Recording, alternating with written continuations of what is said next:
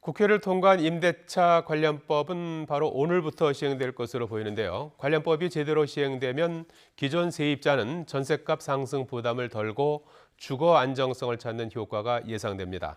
하지만 새로 전세를 구하려는 사람에게는 오히려 더 높은 장벽이 될 수 있다는 우려도 나옵니다. 김현우 기자입니다. 계약갱신 청구권 도입으로 기존 계약 2년에 추가로 2년 연장을 보장하는 이른바 4년 전세가 가능해졌습니다. 특히 기존 세입자들도 소급 적용이 가능해 주거 안정 효과가 있을 것이라는 게 정부의 판단입니다.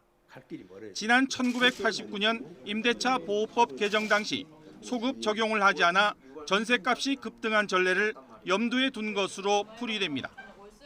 단기적이긴 하지만 한 4개월 동안 약 19%의 임대료가 임대인들의 우선 인상 시도에 의해서 실제 올랐던 그런 경험들이 있습니다.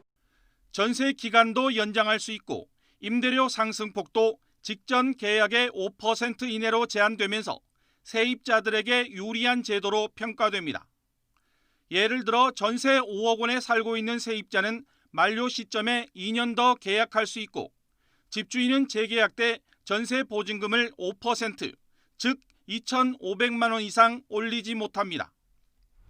하지만 법 시행에 앞서 미리 임대료를 올리거나 매물을 거둬들이는 경우가 많아지면서 공급 부족 속에 전세값은 상승세를 이어갔습니다. 이번 주 서울 전세값은 전주보다 0.14% 올라 57주 연속 상승했습니다. 거주 요건이 강화되면서 자기 집에 입주하는 집주인들이 늘어난 데다가 임대차 3법 도입을 앞두고 전세를 미리 올리는 경향도 반영이 된 것으로 분석이 됩니다. 전 월세 상한제와 계약갱신 청구권이 신혼부부 등 신규 진입자에게는 집 구하기가 더 어려워질 수도 있습니다. 전세값 부담을 줄인 기존 계약자들이 눌러앉게 되면서 매물이 부족하고 이로 인해 가격도 오를 수 있기 때문입니다. 시장의 전세 매물 자체가 많지 않고 또 서울은 내년에 입주 물량이 줄어들 것으로 예상되기 때문에 중장기적으로는 4년 갱신 기간이 끝났을 때 임대료가 다시 오른다든지 장기적으로는 임대 주거 서비스의 질이 낮아지거나 특히 일부 전문가들은 전세 임대를 월세나 반전세로 돌리는 수요도 예상돼 오히려 주거비가 올라갈 가능성도 배제할 수 없다고 전망합니다.